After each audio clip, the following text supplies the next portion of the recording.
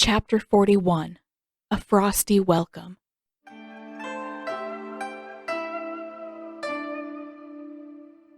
This isn't fair. The only reason you keep winning is because you have an unfair advantage. It's called being an airbender, Sokka. I can't help that. What? No, not that. I can beat any bender. The countdown is what I'm talking about. You have extra time to prepare because I keep doing the countdown. That's why I keep losing. I'm pretty sure that's not it, but I can do the countdown if it makes you feel better. Get ready to eat those words, airbender. I'm winning this time. We'll see about that. Ready? 5, 4, 3, 2, 1. Both boys belched in unison, long and loud enough that it echoed off of the icy walls around them. Katara clenched her jaw. This was fine. It was all fine. She didn't want to scream at all. They'd been floating at this point, and the boys had to occupy themselves somehow. She should be grateful that they'd moved from some of their worst ideas onto something less likely to kill them all. But she really, really wished that they'd find something less annoying than belching contests. Katara had busied herself with waterbending practice and sewing, neither of which was the least bit annoying to the boys. Couldn't they find something different too? She was getting so sick of the burping contests that the frigid black waters around Appa's legs were starting to look oddly inviting. She was a waterbender, after all. She could handle the cold. Probably. Sokka frowned up at the steep sides of the icy channel. Okay, I'll give you that one. But I was just warming up that time. Start over. I know I'll win this time. If you say so. Ready? 5, 4, 3. Ugh! Can't you two just stop? Katara shouted. So much for trying to show restraint. You've been at it for hours. Why does it even matter who can burp the loudest? Aang looked chastened, but Sokka merely scoffed. Somebody's jealous. Of anyone who doesn't have to listen to the burping? Yeah, of course I am. Of my awesome skills, you mean? Katara glared at him. Burping isn't a skill. She jabbed her bone needle through the tunic a little more forcefully than necessary, then winced when it stabbed into her thumb. Ha! Sokka crowed. That's the universe's way of saying that you're being too fussy. Glowering, she uncorked her water skin and pulled out a few drops. Without breaking eye contact, she held the water against her sore thumb until it flashed bluish white and the skin closed up. Sokka narrowed his eyes. You know what? I changed my mind. That's way more unfair than Aang's burping advantage. Why do I have to heal the normal way when my sister can do that? Maybe that's just the universe's way of telling you to stop annoying people with burping contests, she answered loftily. She certainly wasn't going to waste her healing abilities on any of his pricked fingers. Not when he was being obnoxious. Aang leaned a little closer to her, peering over her shoulder. Hey, your Zuko shirt is looking a lot better now. It's starting to look like a shirt again. Without turning her head, she stared at him. It was an obvious attempt to deflect the argument, but she wished that he'd picked something, anything else. She had a feeling that this was going to backfire. It did. Sokka cackled. A Zuko shirt. Katara glared at him. What? That's what it is. It's just an Earth Kingdom shirt. And frankly, the longer she worked on it, the less it looked like the tunic Zuko had bought for her. There was enough damaged fabric around the hems and enough seams that needed to be opened and stitched tighter that it couldn't look much like it used to. An Earth Kingdom shirt that Zuko bought for you, Sokka clarified. She clenched her jaw. At the time, It had seemed like a good idea to go along with Sokka and tell the boys everything that had happened on Zuko's ship. He was right, she'd thought. It was better if they all told each other the truth. But now she was beginning to seriously regret telling them that part. What harm could it have done to tell them that she'd stolen the clothes somewhere? It would have been just as easy to believe as anything else, and Sokka wouldn't be bothering her about keeping the clothes. Everyone would have been perfectly happy with that. Except for the scorch marks on the clothes. Those stupid scorch marks made it way too obvious that she'd gotten them before the ship exploded.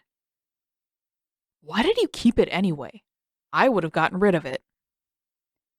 Her face warmed just a little, and she kept her eyes aimed stubbornly downward. Because I might need to look like an earthbender someday. So you decided to keep the clothes from Zuko. It's not like we have a lot of money to spare, Sokka. He scowled, and Katara could feel how badly he wanted to argue with her. Well, that was just too bad for him. She knew when she'd made a good point. Sokka was a sucker for logic. Sure enough, after what felt like several full minutes of staring, Sokka huffed and looked away. She'd been hoping for something a little more definitive than that, but a victory was a victory. Ugh, Aang, he complained, leaning back on his hands. I thought you said we were getting close to the North Pole. We are getting close. But you said that 3 days ago. Then we're 3 days closer than we were when I said it the first time. Ugh! Sokka's voice echoed off of the icy cliffs all around them. And we can't even do anything fun because Katara says that 3 hours of burping contests is too much. I stand by that. It's disgusting. So, what I'm hearing is that 2 hours of burping contests is fine then. No! She bunched up her sewing and shoved it to the side. I swear, if you burp one more time, Sokka. Maybe Katara has a point, Aang interrupted. It was fun, but we should find a new game now. Hey! Sokka's voice squeaked at the end. Don't try to pin this all on me. The contest was your idea in the first place. But it wasn't my idea to keep going all morning long. You just didn't want to admit that you lost. I did not lose, you little.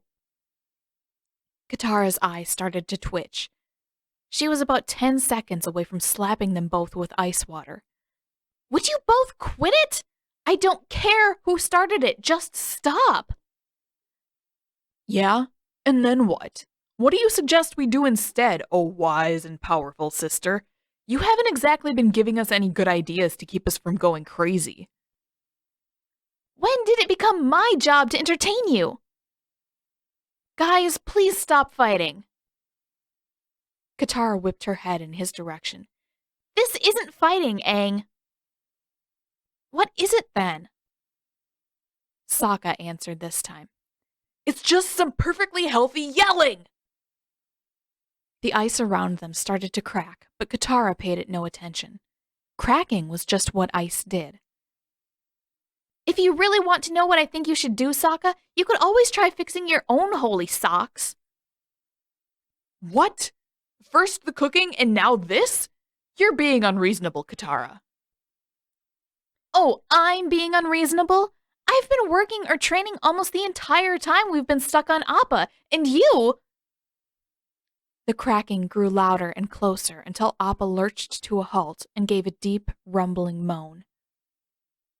What the... Katara leaned over the side and looked down into the water. Or into the ice, more accurately. The bison was completely surrounded. All 6 of his immense legs were lodged in dark, glossy ice. Shit.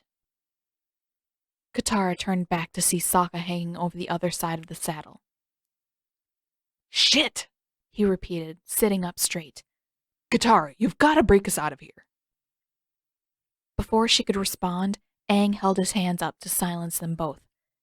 Guys, stop! I think the Northern Water Tribe found us. Eyes wide, Katara searched the cliffs around them. As far as she could see, it was nothing but shades of blue and white, just snow and ice everywhere. But all the cracking had seemed to come from straight ahead of them. That would make sense if the Northern Tribe had noticed their approach and come out to intercept them. She couldn't see any waterbenders, but that didn't mean they weren't out there. But then, as she squinted into the brightness, figures began to emerge one at a time from behind the sharp jags and spires of ice. Her breath caught in her throat, and across from her, Sokka let out a low whistle. "Shit," he repeated in a whisper this time.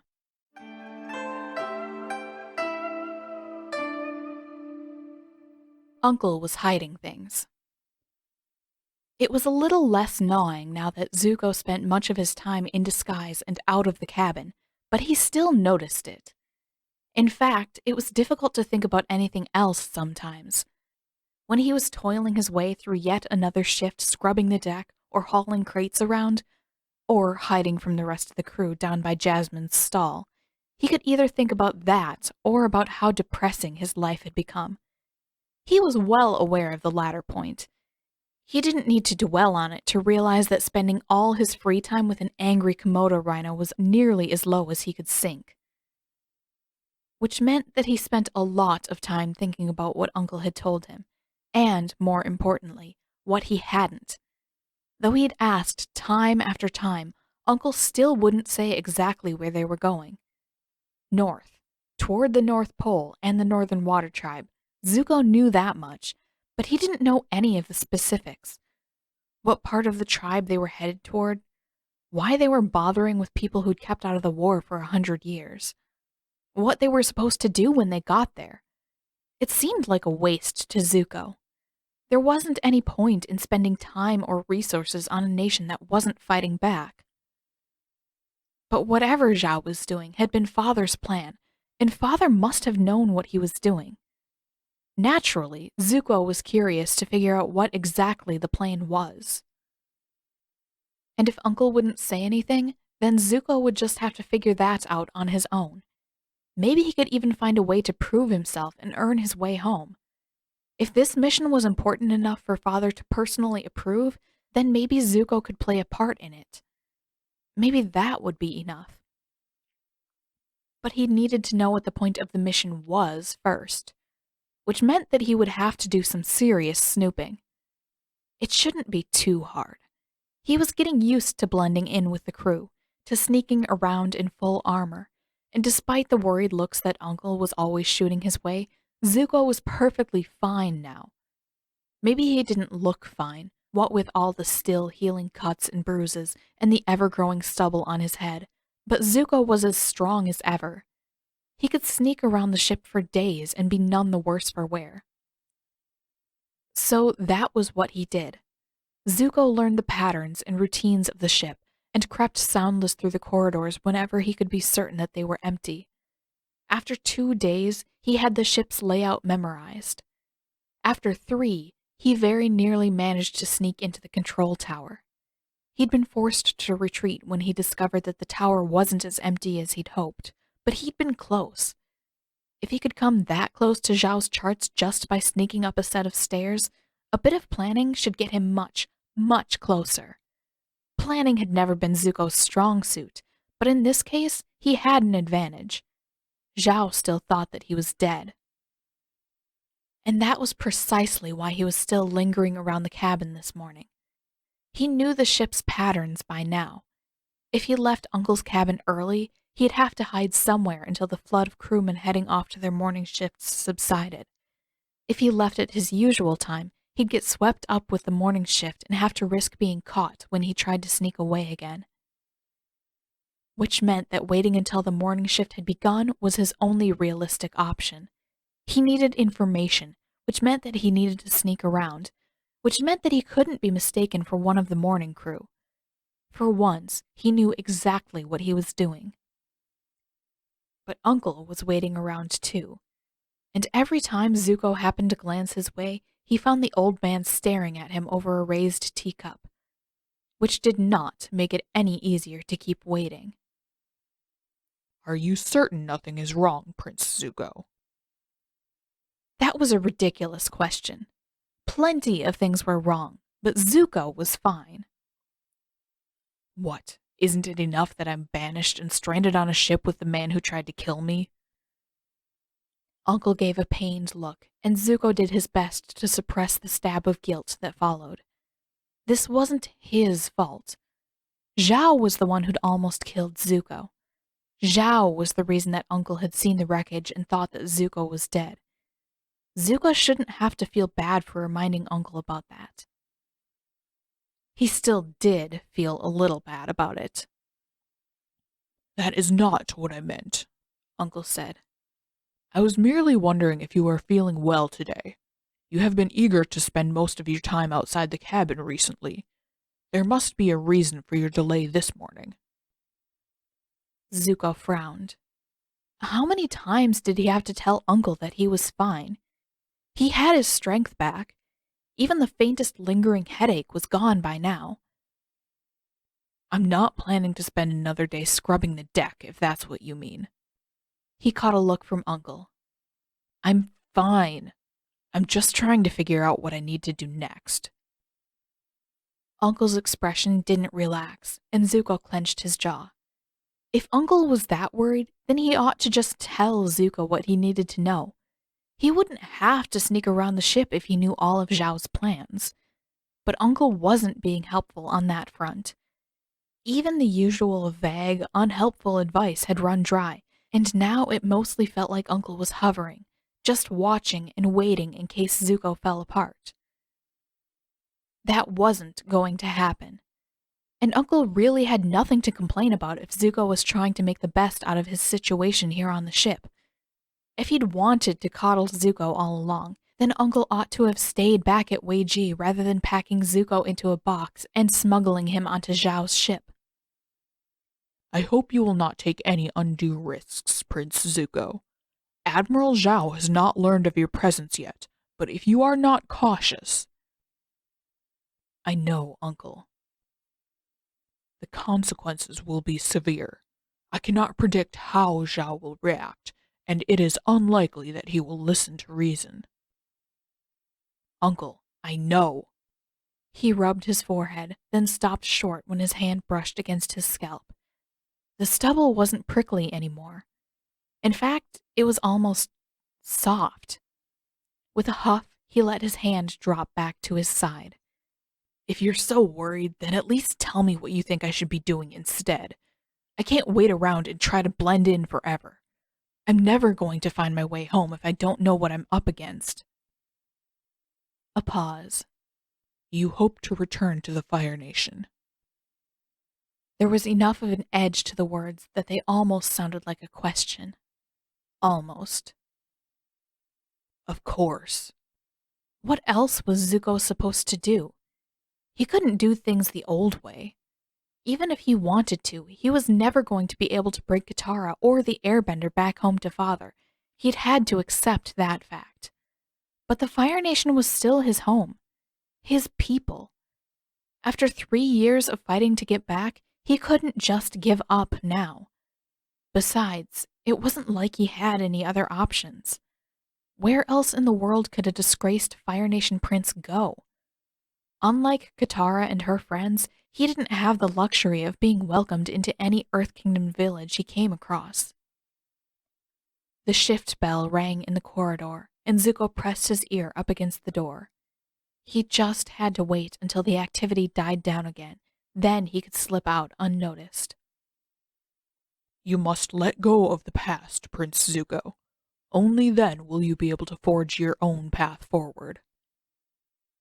Zuko looked back over his shoulder. That's what I'm trying to do, Uncle. With that, he pulled on his helmet and stepped soundless out the door.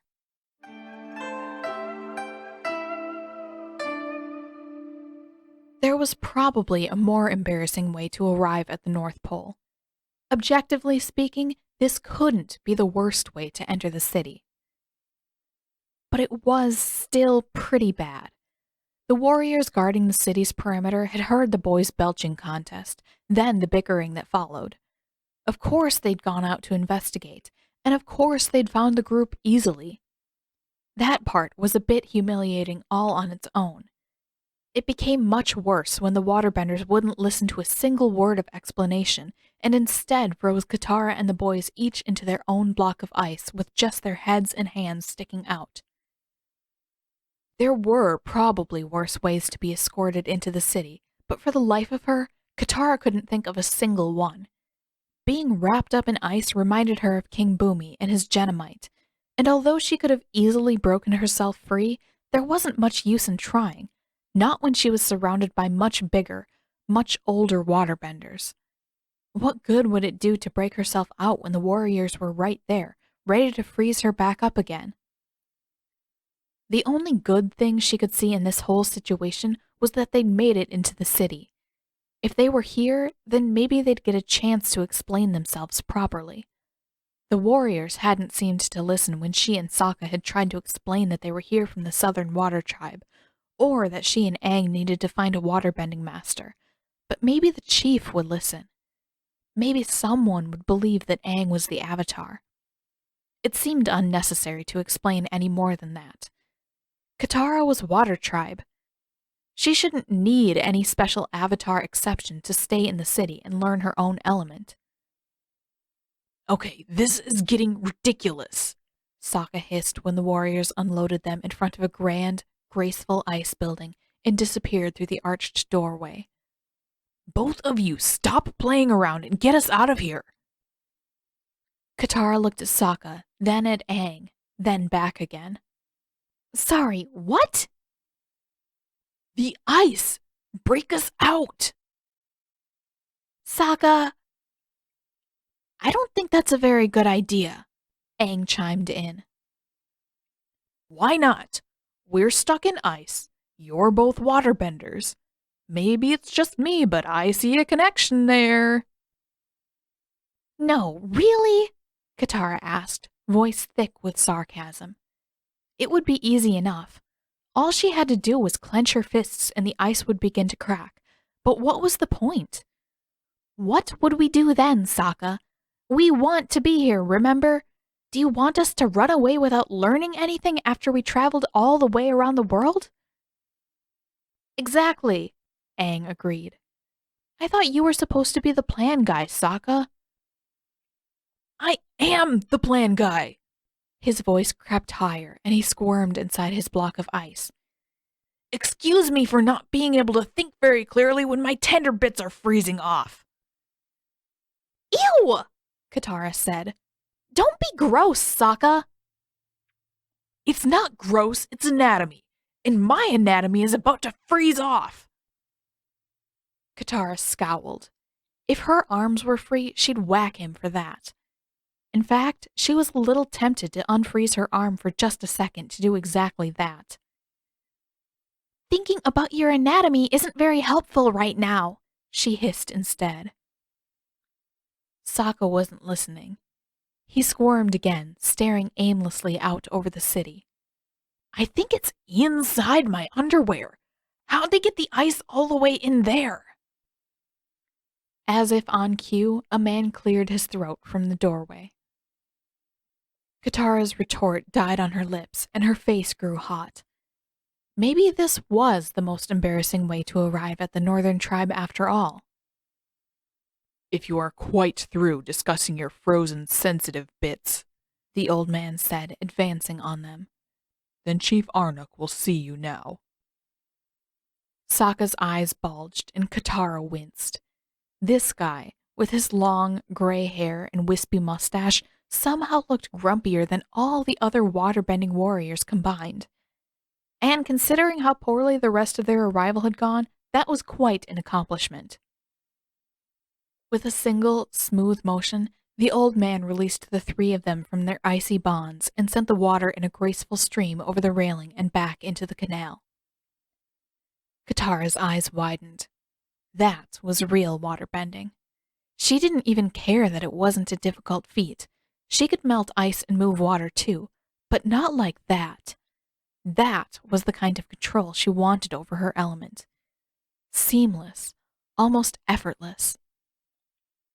She'd get there soon. All she had to do was get through this embarrassing little episode, make sure that they were allowed to stay in the city, then pour everything she had into training. Just like she'd been doing all along, but with a real teacher this time. As soon as she had a chance to start, her progress would skyrocket. Katara bent the few remaining drops of water out of her hair, then joined the boys in a tight cluster. The old man gave them a look of disgust before he turned his back and motioned for them to follow through the grand, icy archway. Like the rest of the city she'd seen so far, the corridor was elegant and glistening, all different shades of icy blue. It was all so different from anything she'd ever seen. At the South Pole, they mostly had tents. Ice and snow were inescapable, but without bending, an igloo could only be built so large before collapse became too great a risk. At the South Pole, shelters of sealskin and whalebone were more reliable and far easier to maintain. But the North Pole clearly had waterbenders to spare, and the pristine, graceful buildings shaped entirely out of ice proved it. She wondered if the South Pole would look anything like this if even half the benders were still there. The walls surrounding the northern tribe seemed like a bit much. Didn't they ever have to reach hunting and fishing grounds outside the city? But aside from the walls, she could almost imagine the South Pole looking like this someday. Maybe when the war was over, Katara could bring that possibility to life. They passed through another grand archway into a broad, dim chamber where a set of short steps led up to a platform draped with furs. A whole row of people, all men with the exception of a girl with sleek, white braids, sat cross-legged along the platform, staring down at them. The old man motioned them to a halt, then marched up the steps and took a spot at the end of the row. Great. Mr. Grumpy Mustache was going to try and throw them out of the city, wasn't he? I understand that these are our visitors, the man in the middle said evenly. He sat just a little higher than the rest of the council, and he wore a great number of beaded braids and a large ivory necklace. Thank you, Master Paku, he added with a nod toward the old man. I believe you are correct that our response to their arrival was a bit overzealous. Perhaps it was, but at times like this I believe it's best to treat all intruders with caution, Paku answered. He looked down his nose at Katara and the boys. Insignificant though they may be. Katara bristled. Insignificant?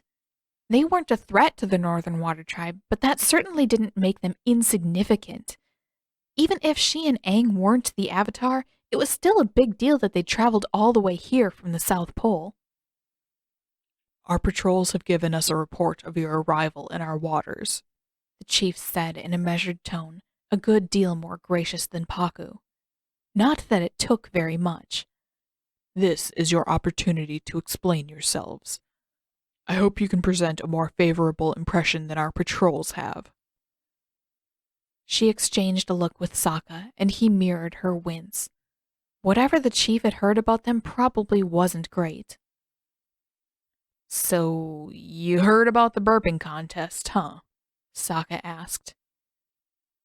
The only person in the entire row who gave any reaction was the white-haired girl, who pressed her lips together and looked downward as though suppressing a laugh. The chief nodded. Among other things. Ouch. That's rough. This time, even the girl remained stony-faced. Not that Katara could blame any of them. As first impressions went, a burping contest was about as bad as it could get. The arguing had probably made it worse, too. But the chief was still willing to hear them out. That had to be a good thing. If she handled things right, then maybe they could turn this back around. Katara took a step forward.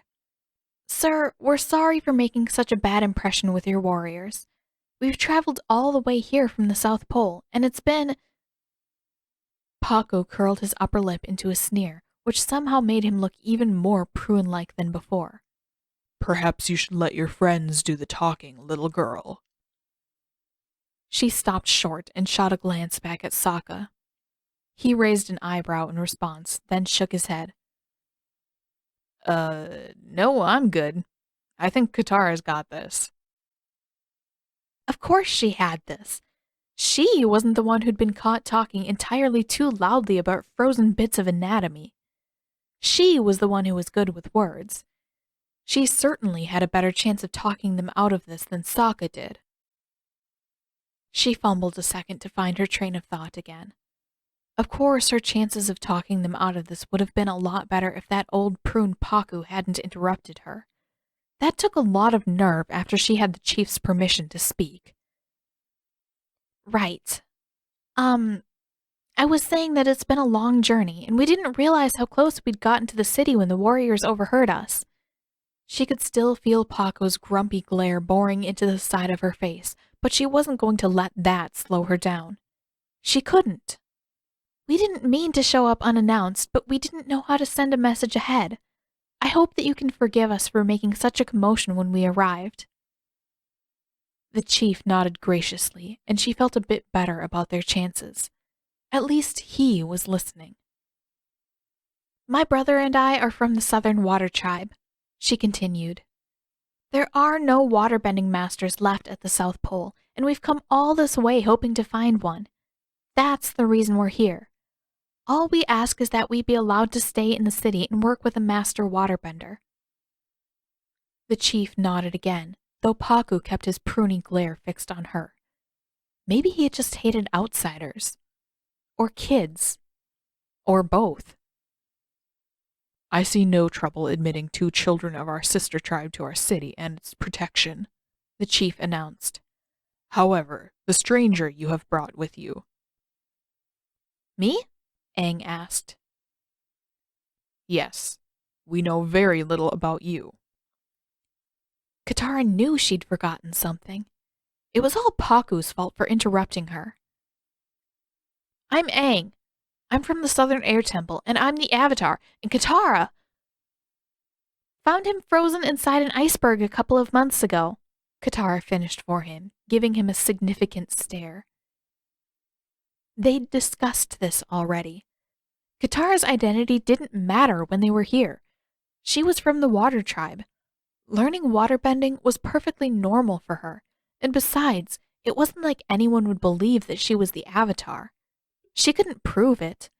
She didn't know how to bend the other elements yet, and going into the Avatar state just to prove a point was a little extreme. For now, telling anyone that she was the Avatar had to be a last resort. Luckily, Aang took the hint. Oh, yeah. And since I still need to learn waterbending, we thought that we could learn together. The chief looked between the 3 of them. Then all of you are benders? No, Sokka scoffed. Not me. No way. He earned a glare from Paku and tried to backtrack. Not that there's anything wrong with being a bender, but... Thank you, the chief interrupted. I understand. He looked both ways down the platform until he got an acknowledgement from every member of the council. That will do. The 3 of you may step out. We will reach a decision shortly.